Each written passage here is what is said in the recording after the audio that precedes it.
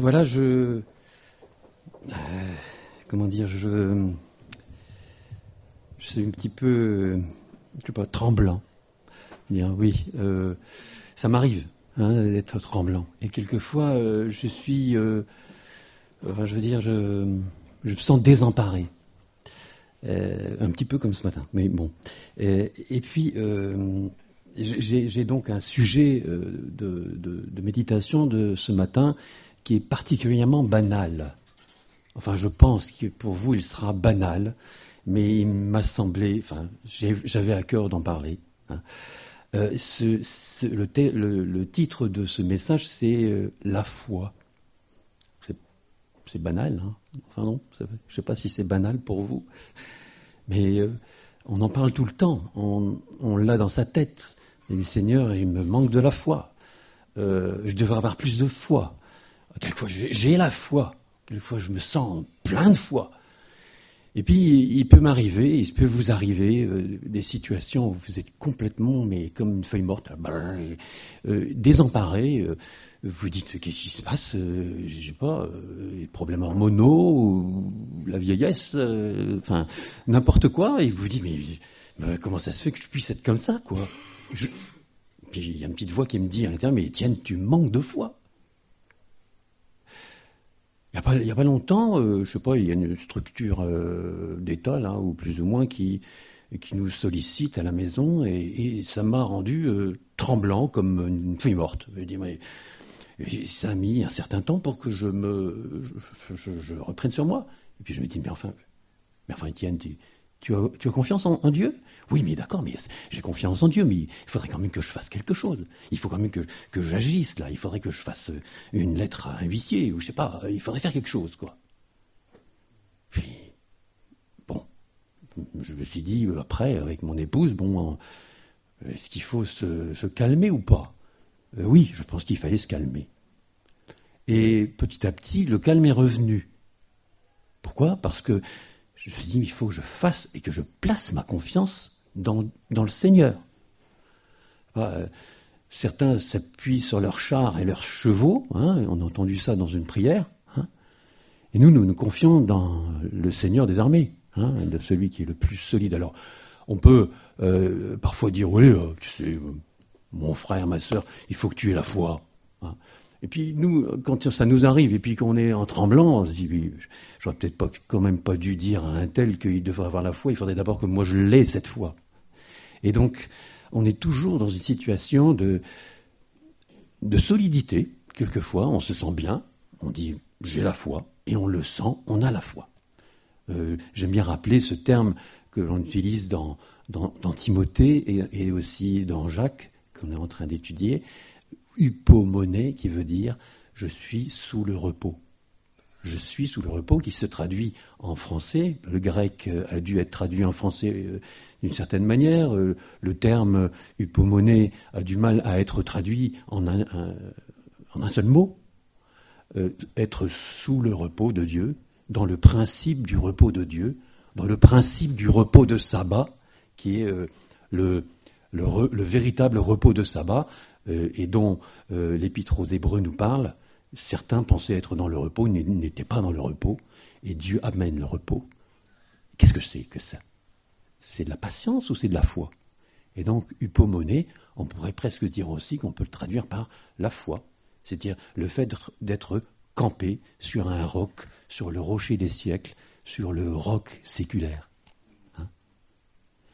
Mais c'est facile de dire, moi je suis costaud, je suis dans la foi de Dieu et je suis bien content d'être sur le roc. Et puis tout d'un coup, je m'aperçois que en disant cela, je fais une dérive dans mon âme. J'ai confiance en Dieu, ou tout d'un coup, c'est parce que je suis content de sentir que je peux faire confiance en Dieu que j'abandonne Dieu pour voir ma foi comme une qualité que j'aurai et qui me fait pouvoir résister à l'épreuve. Je ne sais pas si vous voyez, je ne sais pas si je me suis bien exprimé, mais notre foi, comme certains l'imaginent dans ce monde, elle est une foi en soi, ou elle est une foi, la foi, Or, quand nous parlons de la foi, c'est la foi dans notre bien-aimé Sauveur qui nous a sauvés par grâce et qui nous a libérés de notre péché, qui nous permet d'être campés sur le roc et de dire « Hey, peut m'arriver n'importe quoi, je suis solide. » Vous voyez, le problème c'est je suis solide, mais c'est pas moi qui suis solide. C'est pas toi qui es solide. C'est le Seigneur qui est solide sur lequel tu es campé. Et j'ai quand même l'impression de temps en temps qu'il y a une dérive dans mon cœur. C'est moi qui suis solide. Non, non, c'est pas moi, c'est lui. Voilà. Alors, quel est le regard que nous portons sur ce que nous voyons? Parce que c'est lié à la foi aussi, ça. Vous avez une agression, elle est là, vous la voyez. Et vous voyez ça, et cette chose que vous voyez devant vous est tellement énorme que vous ne voyez plus Dieu, vous ne voyez plus que ce truc-là. Enfin, je ne sais pas si ça vous arrive, mais moi, ça m'arrive. C'est quoi la réalité? Quelle est notre vision de la réalité? Et c'est pour ça que je vous ai dit, le titre, il est banal, c'est la foi. Quelle est notre vision de la réalité? Je voudrais vous encourager, comme moi-même, à ce que l'on regarde au-delà du visible. Et je vais donc essayer de vous parler de cette notion de la foi, telle que je la ressens, et en conclusion, je vous donnerai un exemple d'attitude, celle du psaume 114. Le psaume 114. Alors la vision de la réalité, c'est quoi? En effet, la foi en Dieu nous permet de croire à plus de choses qu'à celles que nous percevons naturellement. Hein? Je répète, la foi en Dieu nous permet de croire à plus de choses qu'à celles que nous percevons naturellement. C'est dans la lettre aux Hébreux. Je vais plagier M. Pascal Stas. Je vais reprendre un peu l'épître aux Hébreux. Et puis, dans le chapitre 11, vous le connaissez, au verset 3, nous lisons, si nous lisons, nous comprenons que nous ne voyons pas tout. Une partie de ce qui existe nous échappe. Cette partie échappe à notre perception naturelle. Alors notre perception naturelle, c'est quoi? C'est l'ouïe, la vue, l'odorat, le goût, le toucher. Lié à tous ces organes, l'oreille, l'œil, la langue, les petits bouts de doigts, etc. Ça peut être aussi des choses que le sens de l'équilibre, par exemple. Vous savez que vous fermez les yeux, et normalement, vous avez des systèmes internes qui vous permettent de rester debout. Vous savez que vous êtes debout. Ou alors la perception du corps. Vous savez que si vous faites ça, vous allez toucher votre nez sans. Il y a aussi d'autres choses que nous avons. Il y a aussi, par exemple, l'électrosensibilité. Il semblerait que certains sont plus électrosensibles que d'autres. Tant mieux pour eux, ou plutôt tant pis pour eux. La perception d'une présence invisible. Il paraît que lorsqu'on est dans le noir, nos muscles ont des capacités, alors à contrôler, mais il paraît, nos muscles ont des capacités à sentir les masses, la gravitation, si vous voulez. On a plusieurs sens, on a beaucoup plus de sens que les 5 sens. Mais ce sont toujours des sens. C'est ce qu'on appelle, si vous voulez, le visible, ce que nous percevons. Mais en dehors de ça, il y a peut-être des choses des ressentis psychologiques, par exemple. Ça fait partie aussi de notre personne. Ou des ressentis spirituels, des intuitions spirituelles, qui font partie aussi de notre personne. Mais la foi, c'est des choses sur des choses invisibles. Nous ne voyons pas tout. Nous savons que nous ne maîtrisons pas tout. Nous le savons, nous ne sommes pas tout puissants. Un seul est tout puissant. Et dans Hébreux, au chapitre 11, verset 3, que nous allons lire, il nous est dit, c'est par la foi que nous reconnaissons que l'univers ou le monde a été formé par la parole de Dieu. Traduction de Louis II.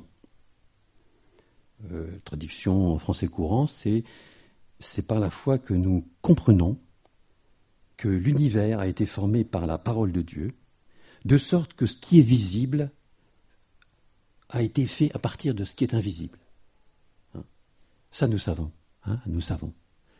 Mais nous l'avons appris pour rappeler les choses. C'est à partir du XIXe siècle que les scientifiques, ont commencé à réfléchir là-dessus, je ne pense pas avant, pour s'apercevoir que la matière ne vient pas du visible. Et ce qui est extraordinaire, c'est que la Bible en parlait déjà bien avant.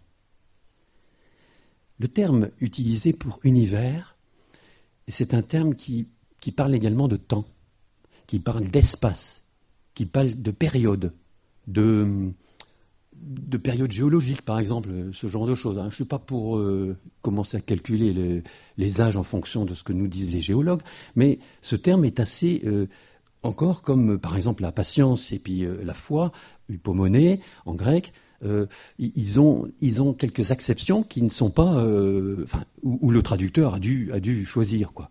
Et donc, celui qui a traduit second, il a bien traduit. Il a dit, c'est par la foi que nous reconnaissons que l'univers ou le monde a été fait de choses qui ne sont pas visibles. Mais on pourrait presque dire l'espace-temps, parce que ça parle du temps aussi. Le terme aionos, en grec, parle du temps, il parle de l'espace. Donc, je pense que ce serait super si on pouvait traduire comme ça. Et puis, le terme reconnaître. Nous connaissons, nous reconnaissons. C'est nous prenons conscience que. Donc, ce n'est pas de ma propre initiative avec mes capacités scientifiques que moi, tout d'un coup, j'ai bien compris que l'univers a été fait de choses qui sont invisibles. Non, c'est une prise de conscience qui semble plutôt, dans le texte, quelque chose qui veut dire j'ai spirituellement compris d'abord que je ne savais pas tout et que les choses viennent de bien plus loin que ce que nous percevons, même si nous avons plein de capacités de perception. Il y a en effet une attitude générale chez nos contemporains, et qui peut-être et que nous avons apprise, nous, à l'école, qui peut être expliquée de cette façon-là. J'ai tout vu, j'ai tout compris. C'est peut-être un peu méprisant, mais il y a des gens qui pensent comme ça. J'ai tout vu, j'ai tout compris, j'ai cerné mon problème de A à Z. Comme si avant A, il n'y avait rien, et après Z, il n'y avait rien. Et voilà, c'est comme ça. Et ça, c'est un peu cette notion scientifique que nous apprenons à l'école, et qui nous dit, quand tu as un problème, tu l'as, il est adiabatique. Qu'est-ce que tu en penses? Adiabatique, pas mal. Donc, il y a en effet cette attitude générale, et qui a quelque chose de prétentieux quand même. Nous ne connaissons pas tout. Nous ne connaissons pas tout. Prenez les témoins d'un accident. Ils vont tous dire qu'ils ont tout vu. Enfin, certains. Ils vont dire si, c'est comme ça, c'est comme ça. Ils n'ont pas tout vu. Et donc, ceux qui vont faire l'enquête vont cumuler tous les témoignages pour finalement constituer quelque chose qui sera bien plus exhaustif qu'un seul témoignage. Exemple, les évangiles. Chacun a vu son truc. Et puis, on ramène les évangiles, et puis on a une explication de la vie du Seigneur Jésus. Et encore, on n'a pas grand-chose, puisque le Seigneur Jésus, il a dû parler souvent quand il marchait avec ses disciples, et tout ça, on en a probablement, 10, 20%. Je n'ai pas tout vu, je n'ai pas tout compris. La foi implique d'abord que nous avons pris conscience que nous ne sommes pas omniscients, ni omnipotents, ni omniprésents. Nous ne savons pas tout, nous avons besoin de l'autre pour connaître d'autres choses. J'ai besoin de vous pour que, au travers de vous, je connaisse. Et puis, vous avez besoin de moi. Nous avons tous besoin les uns des autres, et nous sommes interdépendants. Et Dieu l'a voulu ainsi. Il l'a voulu ainsi. Probablement pour notre orgueil, pour mon orgueil, pour le vôtre, pour que nous apprenions la foi, ce que c'est. C'est pour ça que je voulais en parler, parce que c'est quand même curieux, la foi. C'est vraiment un drôle de truc. Donc nous sommes dépendants de qui? Et dans 1 Pierre 2, chapitre 2, 1 Pierre 2, verset 1, il nous est dit, je crois, si je ne me suis pas trompé, sa divine puissance, 1 Pierre 2.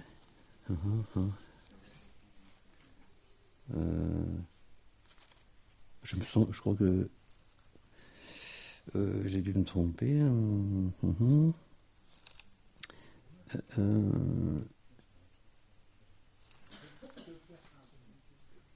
2 Pierre 1. 2 Pierre 1.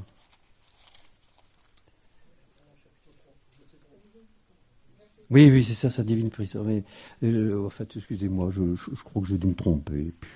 Rejetant donc toute méchanceté et toute ruse, la dissimulation, l'envie et toute médisance, désirez comme des enfants nouveau-nés le lait spirituel et pur, afin que par lui vous croissiez pour le salut pour le salut, si vous avez goûté que le Seigneur est bon. C'est quoi c'est 1 Pierre 2, 1. Ah, voilà. 1 Pierre 2, 1. Ah bah oui, c'est ça. Excusez-moi, je trempe comme une feuille morte pour ça. Voilà. Afin que par lui vous croissiez pour le salut, si vous avez goûté que le Seigneur est bon, approchez-vous de lui, pierre vivante, rejetée par les hommes, mais choisie et précieuse devant Dieu. Donc, il y a quelque chose de curieux, c'est j'ai la foi et je peux rester passif devant Dieu en disant le Seigneur me fera comprendre ce que je dois faire.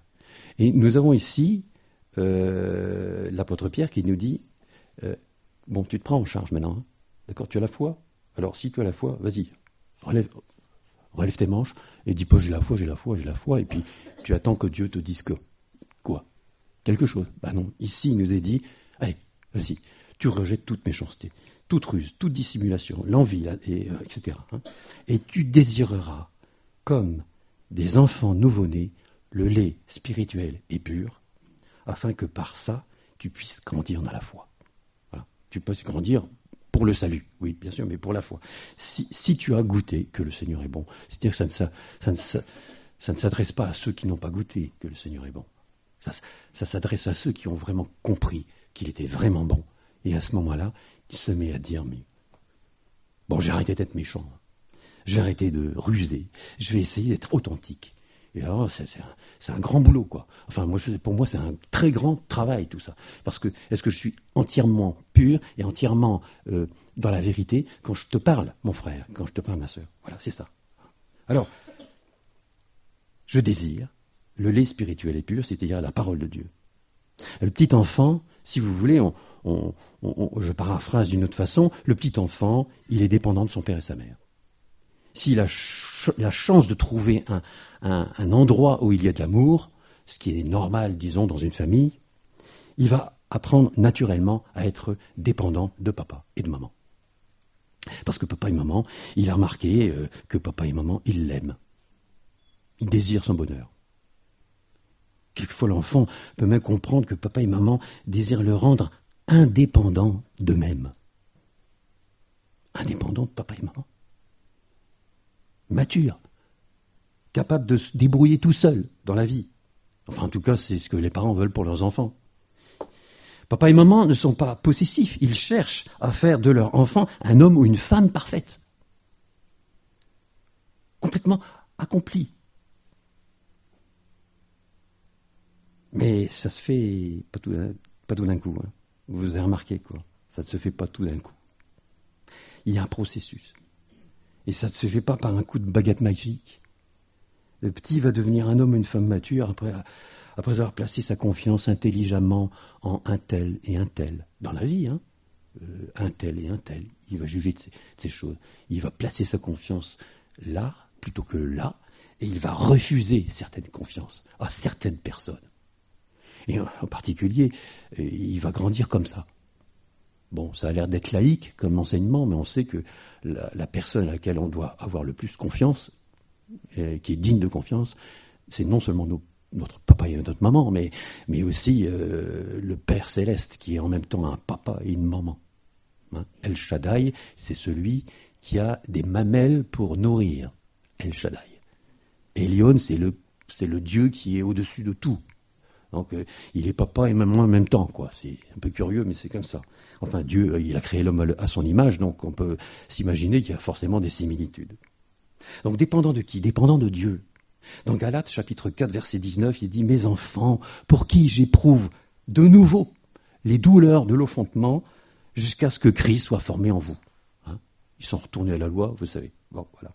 Donc dépendant de qui? Dépendant de Dieu. Et dépendant de l'apôtre Paul, qui, lui, souffre les douleurs de l'enfantement comme s'il était le papa et la maman, pour ces enfants bien-aimés de Galate, de Galatie, qui, je vous le rappelle, sont des Gaulois.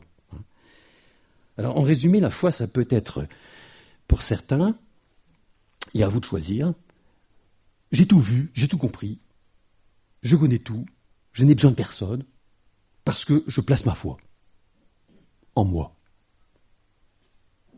C'est comme ça que ça marche dans ce monde. Et la foi, ça peut être, j'ai vu des choses, j'ai compris plein de choses, je reconnais que j'ai encore besoin d'apprendre. Et pire, que j'ai besoin de désapprendre. Et que j'ai toujours besoin de quelqu'un qui me redirige, me rectifie et m'éclaire sur mes zones d'ombre. Je place ma foi non pas en moi, mais en toi. Ce qui est une preuve d'amour. En toi, toi, qui me regarde, mais en toi aussi, un autre toi.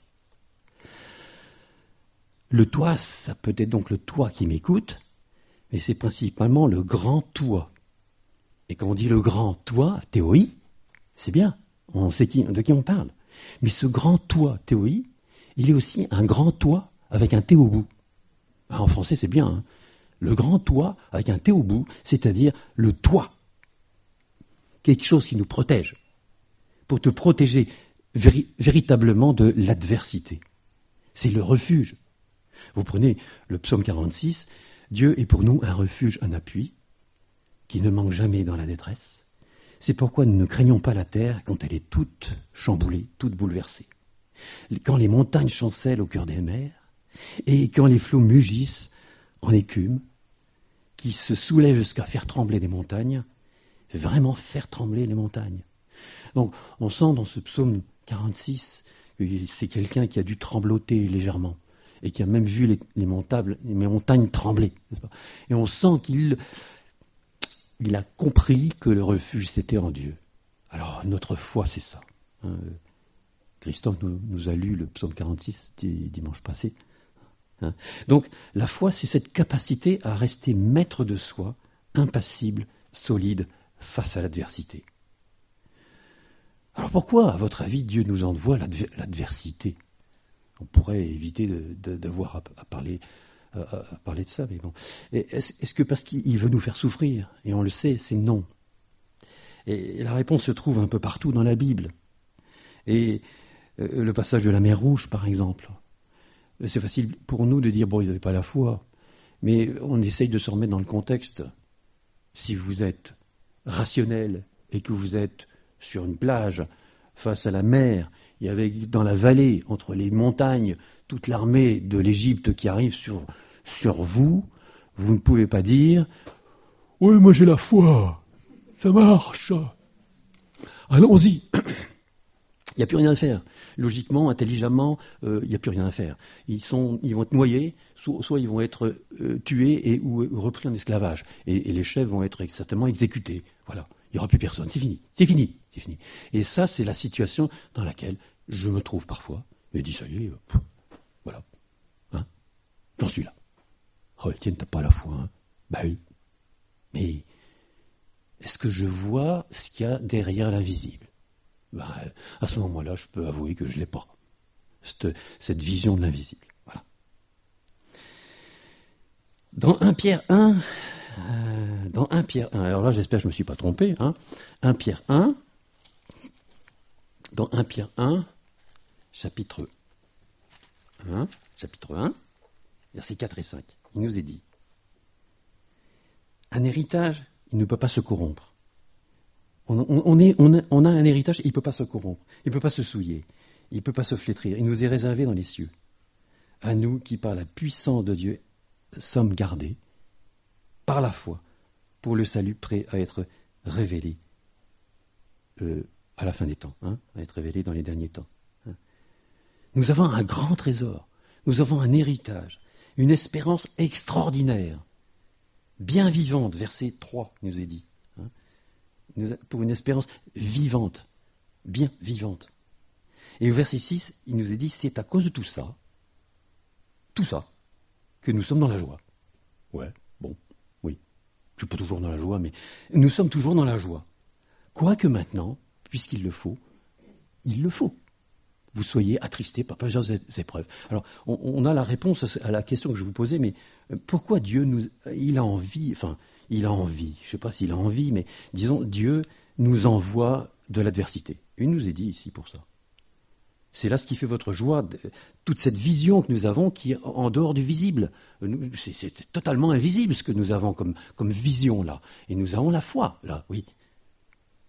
Et il nous est dit, verset 6, quoique maintenant, puisqu'il le faut, vous soyez attristés pour un peu de temps par diverses épreuves, afin que l'épreuve de votre foi, plus précieuse que l'or périssable qui cependant est éprouvé par le feu, on le connaît par cœur, et pour résultat la louange, la gloire et l'honneur lorsque Jésus-Christ apparaîtra, la louange donnée à Dieu, la louange que Dieu nous donnera, la gloire que Dieu nous donnera, l'honneur que Dieu nous donnera, et c'est en même temps la louange, la gloire et l'honneur que nous donnerons à Dieu. Ouais. Eh bien moi je suis loin de là, je vous l'avoue mes frères et sœurs. Il est nécessaire qu'il en soit ainsi. Vous savez, vous êtes attristés pour un peu de temps par ces diverses épreuves, afin que cette épreuve de la foi arrive à un résultat, et ce résultat, nous ne le verrons pas tout de suite, nous le verrons dans les cieux. Donc, la foi et l'épreuve sont liées. Dieu utilise l'épreuve pour que notre foi se développe. Et je le remarque chez moi, je ne veux pas dire que je suis un homme de foi, non, mais qu'il veut développer chez moi cette attitude de regarder en dehors du visible. Le visible, oui, mais pas que le visible. J'ai les 5 sens, j'ai d'autres intuitions et machins comme vous, mais en dehors de tout ça, il y a encore des choses qui sont complètement en dehors de la perception possible, mais qui sont là. Donc je vous ai donné mon exemple, j'étais un petit peu comme ça, un peu tremblant, et puis je me suis dit, mais non, enfin... Bon, j'ai l'impression que Dieu m'a répondu quelque part, parce que dans les événements de ces derniers temps, là, j'ai eu l'impression qu'il y avait comme un blocage ces autorités, là, bon, bref, je vais parler d'autre chose. Donc maintenant, en conclusion, nous allons lire le psaume 114, avec le même état d'esprit et de foi que durant notre méditation d'aujourd'hui. Enfin, il faudrait peut-être quand même qu'avant, je vous reparle d'Hébreux, chapitre 11. Je vais quand même vous en parler. Je ne sais pas si on a le temps. Oui, ça va. Alors, voilà. Hébreux, chapitre 11. On commence par Abel. Abel, il avait la foi. Il nous a dit qu'il avait la foi. Bon, qu'est-ce qu'il a fait ? Il n'a pas fait grand-chose, semble-t-il. Il a tué un animal et puis il a donné en sacrifice plusieurs animaux pour les donner en sacrifice devant Dieu. Son frère n'a pas fait la même chose. Vous savez ce qu'il a fait ? Il a découpé certainement des légumes et tout ça. Il a fait un beau petit truc, une sculpture peut-être, j'en sais rien, en légumes. Et toujours est-il que ça n'a pas plu à Dieu. Eh bien, Abel dit, en fait, et nous le voyons puisqu'il est dit que Dieu a approuvé ses offrandes au verset 4 du chapitre 11, que Dieu a approuvé ses œuvres, ses offrandes, des œuvres qui sont des preuves de foi. Eh bien, cet Abel, il a dit en gros, en résumé, il a dit ceci. Je vois une expiation qui n'existe pas encore, mais qui existera un jour. Abel, c'est un des exemples qui est donné, et il nous est dit plus loin dans l'Épître aux Hébreux, n'est-ce pas Pascal, qu'ils avaient en vue des choses qu'ils ne voyaient pas, et ils sont même morts sans le savoir, sans les avoir, tout en sachant qu'elles viendraient. Et donc, Abel, c'est un des premiers, c'est probablement le premier, à moins que Adam et Ève également aient eu ce genre de comportement. il dit « Je vois une expiation qui n'existe pas encore, mais qui existera un jour. » Bien plus tard, mais qui existera un jour. Il a une vision de, vraiment pas de la réalité, mais du réel. Enfin, je ne sais pas comment on peut faire la différence entre le réel et la réalité. Disons que nous, on voit quelque chose, ça nous paraît être la réalité, et il n'y a rien d'autre qui semble être derrière, comme ces pauvres Hébreux sur la plage. Ils n'étaient pas en train de se baigner, et ils étaient là dans des situations précaires. Mais plus loin, il y avait quelque chose. Alors, il y en a un autre aussi, c'est Enoch. Et il nous est dit dans cette partie pour Enoch, il nous est dit, verset 6 de chapitre 11, « Sans la foi, il est impossible de lui être agréable, car il faut que celui qui s'approche de Dieu croit qu'il existe. » C'est vrai que Dieu, on ne le voit pas, mais il faut qu'on y pense, et qu'il est celui qui récompense ceux qui le cherchent. Il nous est dit qu'Enoch fut enlevé, il n'a pas vu la mort, et il ne parut plus parce que Dieu l'avait enlevé. Parce que avant son enlèvement, il avait eu le témoignage, lui aussi, comme pour Abel, qu'il était agréable à Dieu. Et qu'est-ce qu'il a fait, Enoch ? Eh bien, nous voyons dans Jude, au verset 14 et 15, qu'il avait déjà une vision du jugement dernier. Vous verrez dans Jude, on ne va pas le lire, c'est pas la peine, Jude, c'est vite fait de voir Jude, il n'y a qu'un seul chapitre, versets 14 et 15, il y a un jugement dernier qui va tomber sur le monde. Et donc, Enoch savait ça. Il le savait. Voilà. Après Noé, vous savez, bon, je pense que vous voyez ce que je veux dire, il voyait les choses invisibles. Il y avait peut-être des nuages de temps en temps, il n'y avait peut-être même pas de nuages à l'époque, certains disent qu'il n'y en avait peut-être pas. Enfin, toujours est-il que l'eau est arrivée, personne ne l'imaginait, et Noé, lui, il le savait. Bon. Abraham, etc. Enfin bon, vous en avez d'autres. Dans tout ce chapitre 11, on parle finalement de l'invisible. Il nous est dit que c'est par la foi qu'Abraham obéit, partit, sans savoir où il allait. Donc, il a confiance en Dieu et il ne voit pas du tout quel est l'objectif et son point de destination. S'il avait eu un GPS, il aurait été embêté. Et bien voilà.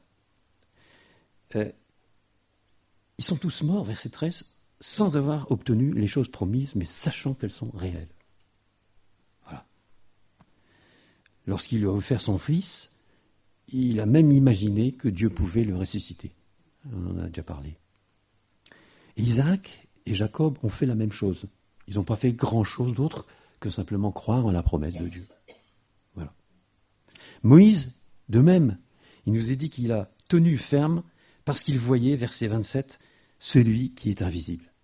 Donc tout ce chapitre 11 parle de la foi, bien sûr, mais en disant, ils ne se sont pas contentés du réel et ils ont l'humilité de dire, je ne suis pas tout, je ne vois pas tout, je ne sais pas tout. Et il y a quelque chose de plus que ce tout que je connais. Voilà. Et puis, c'est pas fini, il y en a eu d'autres. Les murailles de Jéricho qui sont tombées. Et puis, il y en a plusieurs autres là dont j'aurais envie de vous parler. C'est Gédéon, Barak, Samson, Jephthé, David, etc. Bon. Alors simplement, pour vous parler de Barak, Gédéon, on sait. On a tellement l'habitude d'en parler pour les enfants, ou même en parler. Le visible. Gédéon avait du mal à voir le visible. Et donc, il a fallu que Dieu lui montre ce qu'est le visible par un petit pot de bête qui était dans un champ et qui était soit mouillé, soit sèche. Bon. Mais il n'y a pas que cela. C'est que Gédéon, après, a compris qu'avec 300 personnes, il pouvait aller contre une foule de personnes. C'est insensé, c'est irrationnel. C'est la foi, c'est la folie de la foi, oui. Mais il en était là. Il a réussi à un moment donné à faire confiance à Dieu à ce point-là et d'être campé sur cette certitude de Dieu. Alors, Gédéon, on voit. Après, pour Barak, c'est un peu plus difficile. Si on cherche, vous lirez, on ne va pas le lire ici, c'est dans les Juges, vous savez bien. C'était 10 000 hommes d'Israël contre 900 chars de fer de Sisera. Alors on se dit, Normal, à 10 000 contre 900 chars, on y gagne. C'est nous. Mais non, pas du tout. Imaginez que vous avez des chars, c'est arrivé dans certaines périodes tristes de l'histoire où vous avez des gens qui arrivent d'une ethnie, je ne sais pas laquelle, mais enfin, je ne veux pas vous donner d'exemples, il y en a plusieurs, hein, en Amérique, aux États-Unis, en Afrique, etc. Puis ils arrivent avec leurs cavaliers, avec leurs chevaux, là, contre les ennemis, puis les ennemis, ils ont des canons. Hein. Puis ils ne savent pas ce que c'est, alors puis les canons, puis pouf, c'est la boucherie, quoi. Hein. Ah, ils croyaient qu'ils étaient forts. Mais non. Et là, c'est la même chose. 10 000 hommes d'Israël devant 900 chars de fer de Sisera. Ceux qui gagnent, c'est les 900 chars. Ils écrasent, ils passent, c'est des gros machins, des chars d'assaut. Hein, et ils n'ont pas de canon encore à l'époque, mais c'est des gros trucs, quoi. Sisera, il était le maître du monde à l'époque. Hein. Aujourd'hui, on dirait le maître du monde, c'est celui qui a la bombe atomique. Ben, c'est à peu près la même chose, quoi. Hein, bon. Oui, enfin, je ne sais pas si c'est un bon exemple, mais enfin voilà. Enfin, c'était la technologie moderne, si vous voulez, de l'époque. Et Barak s'oppose à la... Enfin, il est encouragé par Déborah, qui lui dit non, tu vas gagner. Mais c'est pas possible.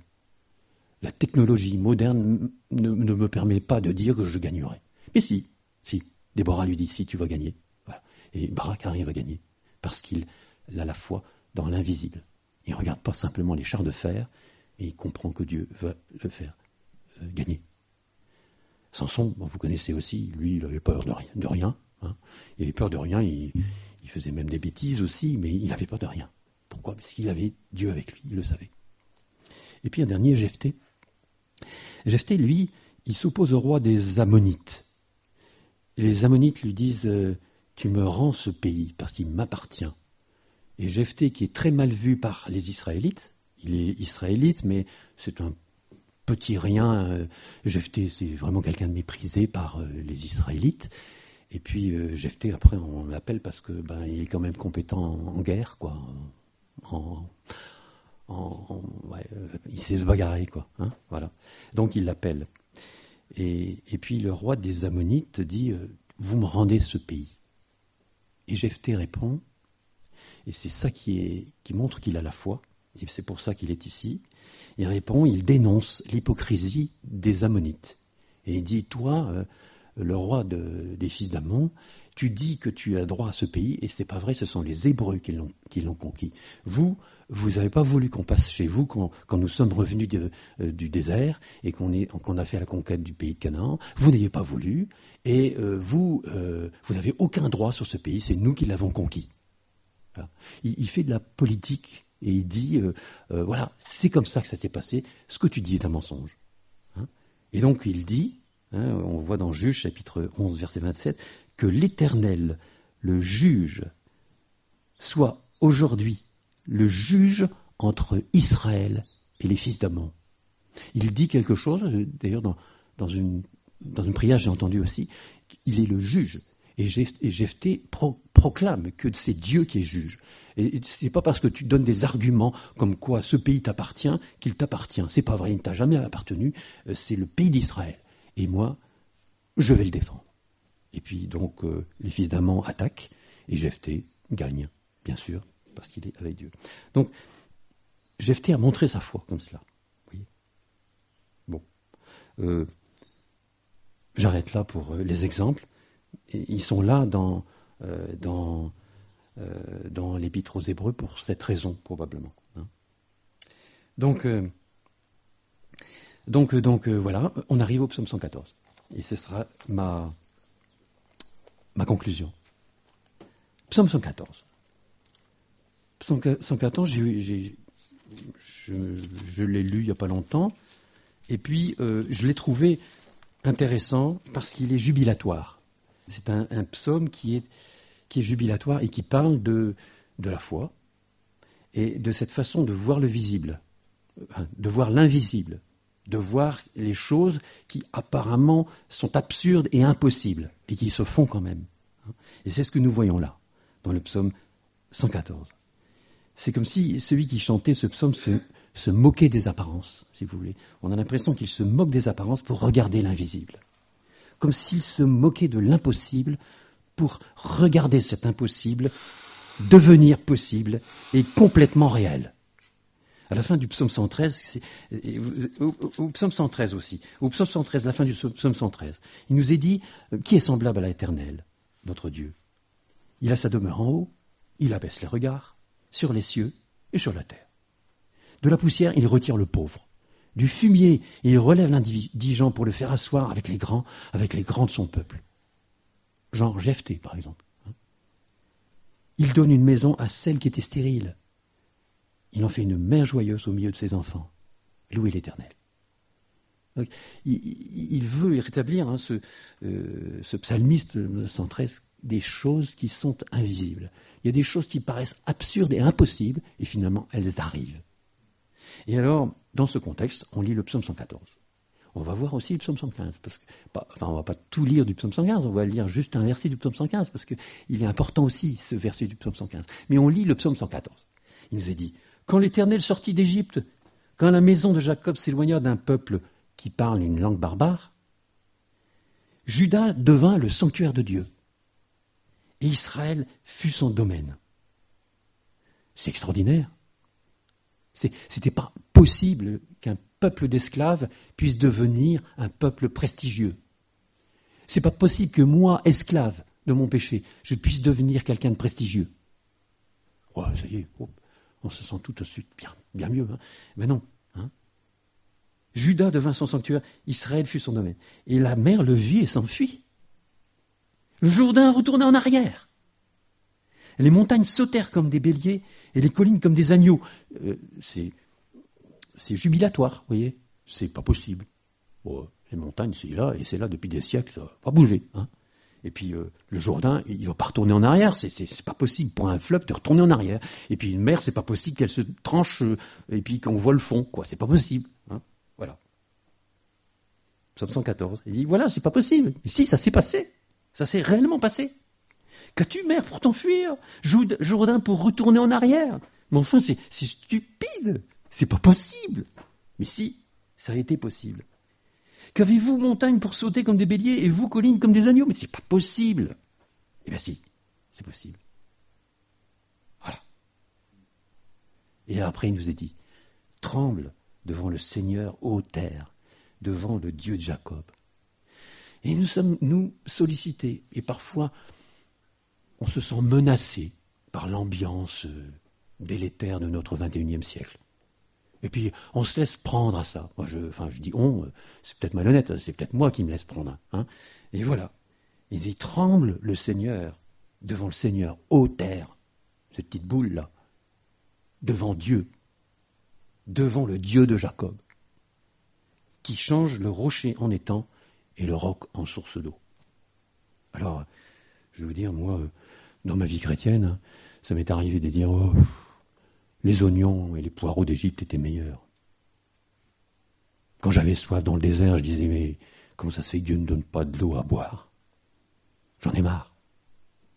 Je ne suis pas bien. Et puis voilà comment ça se passe. Mais Dieu, qu'est-ce qu'il a fait dans le désert? Qu'est-ce qu'il a fait de ces symboles de chrétiens qui étaient les Israélites? Ils n'étaient pas chrétiens, mais c'était ce symbole que nous avons, nous. Il nous est dit dans les Hébreux que s'il leur est arrivé toutes ces choses, c'est pour que nous puissions réfléchir. Parce que nous sommes passés par le Jourdain. Nous sommes passés par les eaux du baptême, de la mer Rouge. Nous avons été sauvés de l'Égypte et nous avons mangé la Pâque, la véritable, celle de Jésus. C'était quand même bien, les oignons et les poireaux d'Égypte. Ça vous est jamais arrivé,